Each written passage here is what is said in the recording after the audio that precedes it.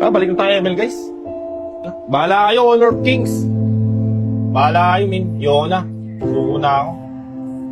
Kasi suko na ako, boy. I'm done.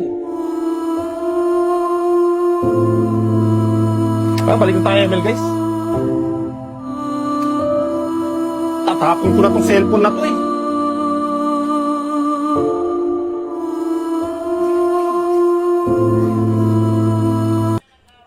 Patapos na yung kontrata namin sa Honor of Kings. Okay. Patapos na yung kontrata namin sa Honor of Kings. Okay. Ako, si Rene J, si H2, si Yawi, si Oheb.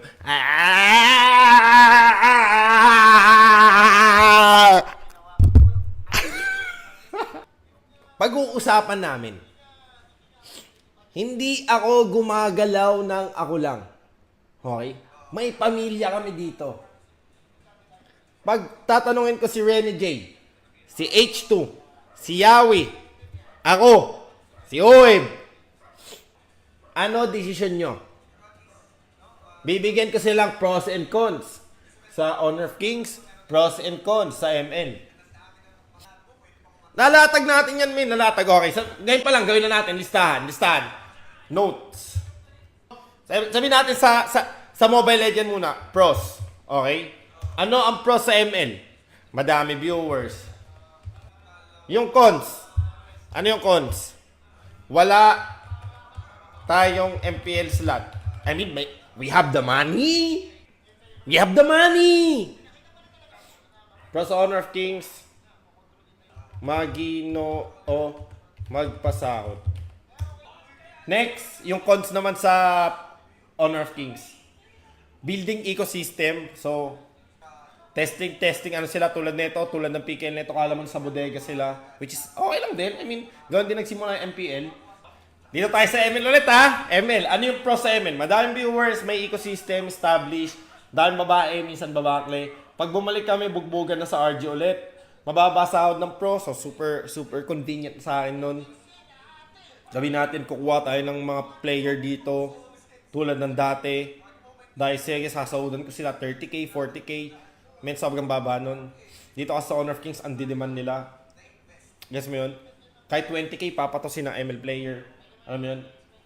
Okay sa may hinang device ang ML. Yung cons naman, if pro player ka, fix ang sahod mo, bawal ka mag-scatter, mabababigayin sa pera, restriction, paulit-ulit player, toxic yung community, walang qualifier, bias mga tao sa MPL, walang kwenta MDL. Now, sa Honor of Kings naman, yung pro sa Honor of Kings, Maginoo magpasahod, building ecosystem sila, qualifiers, so sobrang ganda qualifiers, global ban, peak game MMR, matchmaking, maganda yung matchmaking nila dahil nakakalaban ka na ibang bansa, affordable yung skin, taking care of influencer and player. Gets? Next, yung cons naman sa Honor of Kings. Building ecosystem, so testing, ano sila tulad nito, tulad ng PKL nito, kala mo sa bodega sila, which is okay lang din. I mean, gawin din nagsimula ng MPL. Tapos next, global ban, which is minsan maganda, minsan pangit, alam mo yun. Yung cons dito, walang 5-man pick. Dependent ka sa solo pick, which is wala tol, ang hirap makahabol sa Chinese men pagka pa solo-solo lang. Tapos yung cons pa, mahirap sa low device.